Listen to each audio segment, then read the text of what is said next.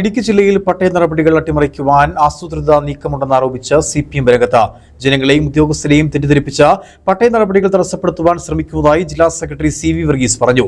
പിണറായി വിജയൻ സർക്കാർ അധികാരത്തിലെത്തുന്നതിന് മുമ്പ് ഭൂമി പ്രശ്നങ്ങൾ ഗുരുതരമായിരുന്ന മലയോര ജില്ലയായിരുന്നു ഇടുക്കിയെന്നും നിയമക്കുരുക്കുകൾ നീക്കി ജനങ്ങൾക്ക് ഭൂസ്വാതന്ത്ര്യം ഉറപ്പാക്കാനുള്ള നടപടികളാണ് സർക്കാർ സ്വീകരിച്ചതെന്നും സി.വി. വർഗീസ് വ്യക്തമാക്കി.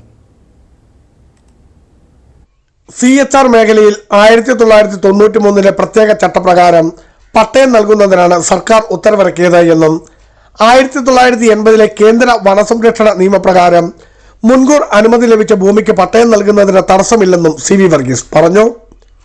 2009 സുപ്രീം കോടതി ശരിവെച്ച പ്രത്യേക ഭൂപതിവ് ചട്ടപ്രകാരം ഷോർട്ട് സൈറ്റുകൾക്ക് പട്ടയം നൽകാമെന്നും ഗോദവർമ്മ തിരുമുൽപ്പാട് കേസിലെ ഇടക്കാല ഉത്തരവ് ഷോപ്പ് സൈറ്റുകൾക്ക് ബാധകമല്ലെന്നും അദ്ദേഹം കൂട്ടിച്ചേർത്തു. 112ഓളം വരുന്ന വിവിധങ്ങളാവുന്ന ഭൂപ്രശ്നങ്ങൾ 2016 LDF ഗവൺമെന്റ് അധികാരത്തിലുണ്ടായിരുന്നു.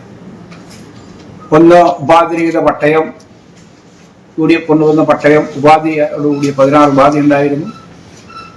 1 ഏക്കർ ഭൂമിക്ക് പട്ടയം കൊടുക്കുമ്പോൾ 3 ഏക്കർ തിരിച്ചു കൊടുക്കണമെന്നുണ്ടായിരുന്നു. അങ്ങനെ നിരവധിയായ ആശങ്ക ജനങ്ങൾക്കുണ്ടാവുന്ന സന്ദർഭത്തിലാണ് ഇടതുപക്ഷ ജനാധിപത്യ മുന്നണി അധികാരത്തിൽ വന്ന ഭൂപ്രശ്നങ്ങൾക്ക് ശാശ്വത പരിഹാരം ഉണ്ടാവുമെന്ന് പറഞ്ഞു. ഒന്നൊന്നായി അതെല്ലാം തന്നെ പരിഹരിക്കപ്പെടാൻ വേണ്ടിയുള്ള നിലപാട് സ്വീകരിച്ചു. കട്ടപ്പന ടൗണിലെ വ്യാപാര സ്ഥാപനങ്ങൾക്ക് പട്ടയം നൽകുന്നതിനും സർക്കാർ ഉത്തരവ് ഇറക്കിയതായും 1964 ചട്ടങ്ങൾക്ക് കീഴിൽ പതിച്ചുകൊടുത്ത ഭൂമിയിലെ വാണിജ്യ നിർമ്മിതികൾ സാധൂകരിക്കുന്നതിനുള്ള നടപടികളും പുരോഗമിക്കുകയാണെന്നും അദ്ദേഹം പറഞ്ഞു. ജനങ്ങൾക്ക് ബുദ്ധിമുട്ടില്ലാത്ത രീതിയിൽ സുതാര്യമായ നടപടിക്രമങ്ങളിലൂടെ നിയമപരമായ സാധൂകരണം ഉറപ്പുവരുത്തുകയാണ് സർക്കാരിന്റെ ലക്ഷ്യം.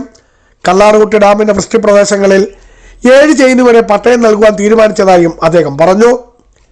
വാർത്താ സമ്മേളനത്തിൽ ജില്ലാ സെക്രട്ടേറിയറ്റ് അംഗം റോമിയോ സെബാസ്റ്റ്യനും പങ്കെടുത്തു. ബിജു വൈശൻ പറമ്പിൽ, ഇടുക്കി വിഷൻ ന്യൂസ്, ഇടുക്കി.